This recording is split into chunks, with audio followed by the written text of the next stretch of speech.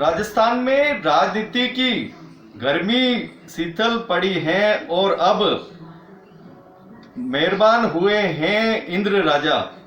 विभिन्न हिस्सों में विभिन्न बांधों में पानी आया है, कोई ओवरफ्लो हो रहा है, कोई ओवरफ्लो के करीब है, तो कई ओवरफ्लो का पानी दूसरे बांधों में भी जा रहा है। इंद्रदेव की मेहरबानी हुई है। आखिर में मेवाड़ का भी नंबर आया है और अब मेवाड़ में भी जिस तरह से बारिश हो रही है उससे कई तालाबों में, कई सरोवरों में और कई बांधों में पानी आया है। खुशहाली सभी को हो रही है। हमारे साथ में नेता प्रतिपक्ष हैं गुलाबचंद जी कटारिया जी। बताएं कटारिया साहब, बारिश अच्छी हो रही है और खुशहाली दिख रही है लोगों में, क्या कहना है आपका? देखो, इस बार प्रभु की कृपा है और इंद्रदेव की विशेष मेहरबानी के कारण से मेवाड़ के लगभग सारे ही जितने प्रमुख बांध हैं, जिसमें माई है वो कभी कई फुल हो गया, जाखम है वो भी फुल हो गया, सोम कागदर है वो पहले से ओवरफ्लो हो गया,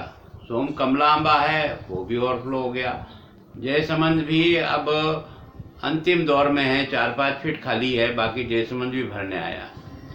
इधर अपन मानसी वाकल का लेते हैं तो मानसी वाकल अभी 3 मीटर खाली है। आकोदरा लगभग आज शाम तक मेरे हिसाब से ओवरफ्लो कर जाएगा और आकोदरा का पानी भी मानसी वाकल में ही जाता है। मादड़ी का जो डैम है वो 34 की गेट में आज 24 है। मैं सोचता हूँ वो भी लगभग भरने की स्थिति में आएगा। देवास फर्स्ट है, उसकी कैपेसिटी में भी आज 22-23 फीट है। उसको अपन उदयपुर में पानी लाने के लिए थोड़ा खोल रखा है। उदयपुर की सबसे प्रमुख झील जो पिछोला है वो 10 से ऊपर निकल गई है। फतेह सागर भी 10 के करीब आ रहा है। मदार के दोनों ही तालाब जो है ओवरफ्लो हो गए हैं। बड़ी जो है वो 4-5 फीट अभी खाली है। उदय सागर केवल 3 फीट खाली है। तो इन ऑल मिला करके उदयपुर और मेवाड़ की जो प्रमुख झीलें जितनी भी हैं, लगभग वो सारी की सारी प्रभु की कृपा से या तो ओवरफ्लो हो गई है या आने वाले 1-2 दिन में ओवरफ्लो हो जाएगी।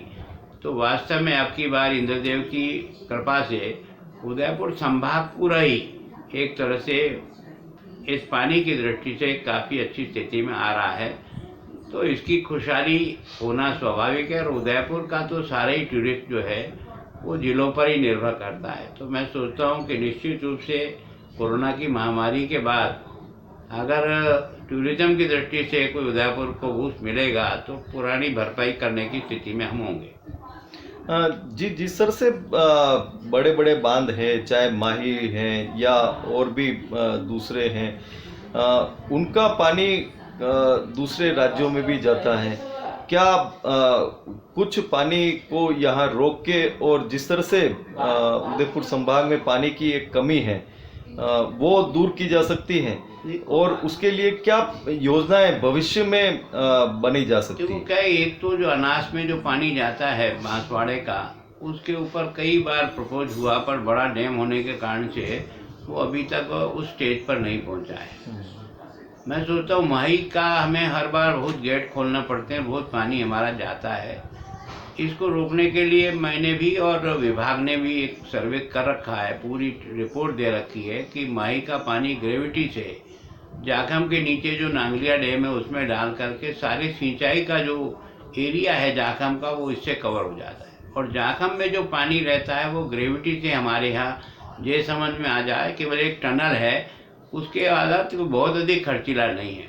और जयसमंद के पानी से हम राजसमंद के पूरे क्षेत्र को और विशेष करके मावली में जो पानी पीने की समस्या है और वल्लभ नगर में, इसको पूरा ही हम टूटी के माध्यम से प्रत्येक घर को पानी पहुंचाने की स्थिति में रहते हैं, अगर ये सरप्लस पानी हमको मिल जाता है।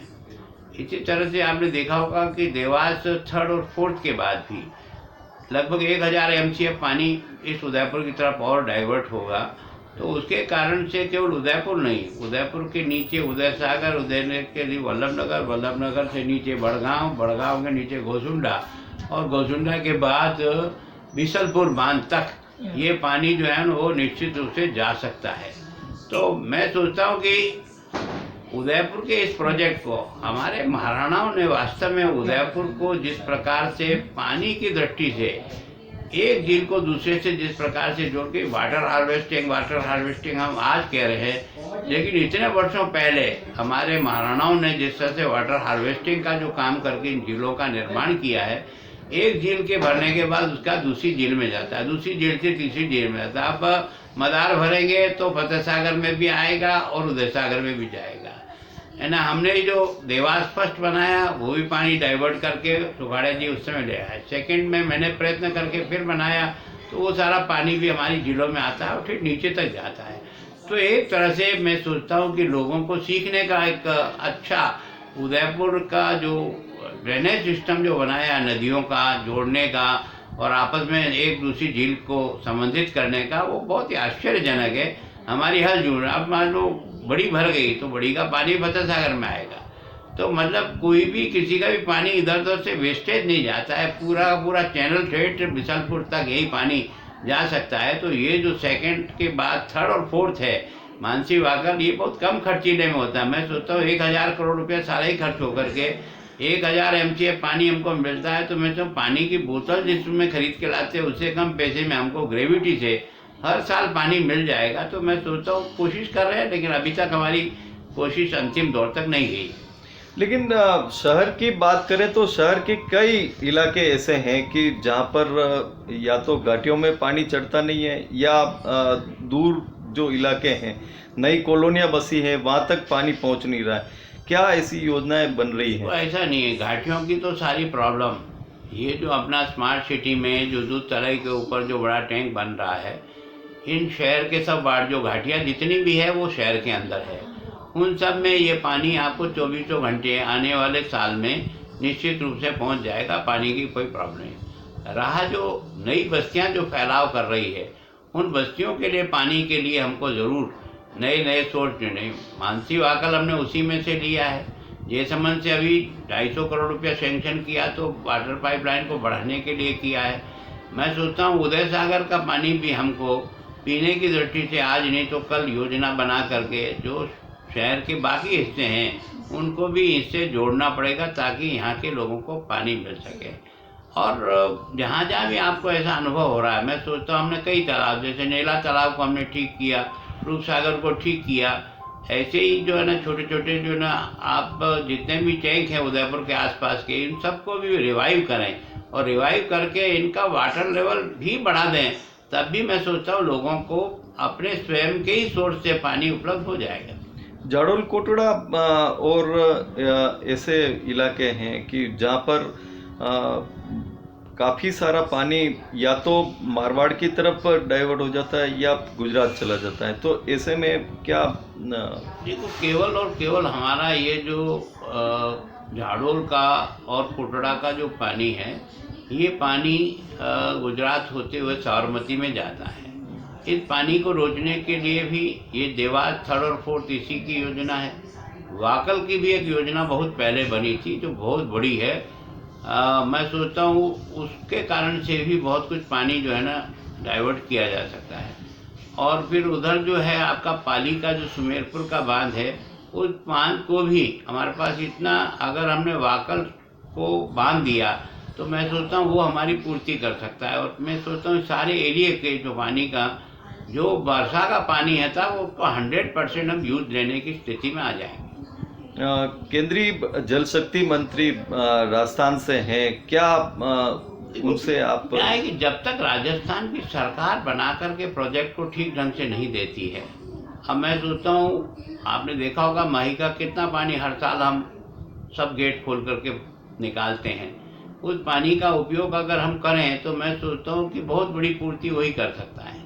पर मेरा ये प्रोजेक्ट, मैंने तो कई बार प्रयत्न किया, पर लेकिन सरकार जब तक अपने यहाँ से प्रोजेक्ट बना करके केंद्रीय जल शक्ति मंत्री के पास अपना प्रस्ताव लेकर के नहीं जाएं, और जो केंद्र सरकार की इच्छा है कि 2022 तक हम प्रत्येक घर को टोटी से पानी देंगे, तो ये योजना तभी सफल होगी जब आपके इन सारे के सारे सोर्सेज को हम टैप करेंगे और टैप करके इसको डिस्ट्रीब्यूशन करेंगे। ऐसा नहीं छीना झपटी करने का काम नहीं है, ईमानदारी से प्रोजेक्ट बनाकर प्रत्येक व्यक्ति का इस पर अधिकार है पीने के पानी पर, उसकी पूर्ति की जा सकती है। मुख्यमंत्री जी भी बार बार कहते हैं कि कटारिया जी जल शक्ति मंत्री को कुछ ऐसा कहें कि वो बजट इस तरह से राजस्थान में देवें। मानते वो कहते जी। हैं, अगर वो कोई प्रोजेक्ट बना करके उसको आगे बढ़ाएं और वो हमको दे तो हम निश्चित रूप से मदद करेंगे, क्योंकि राजस्थान का हित न अशोक गहलोत जी का हित है, न गुलाबचंद का है, यहाँ की 8 करोड़ जनता का है। वो हमारी पहली प्राथमिकता है और केंद्र सरकार से हमारे सहयोग से अगर राजस्थान को मिलता है तो हम पूरी मन से इस काम को करेंगे। तो ये थे नेता प्रतिपक्ष गुलाबचंद कटारिया।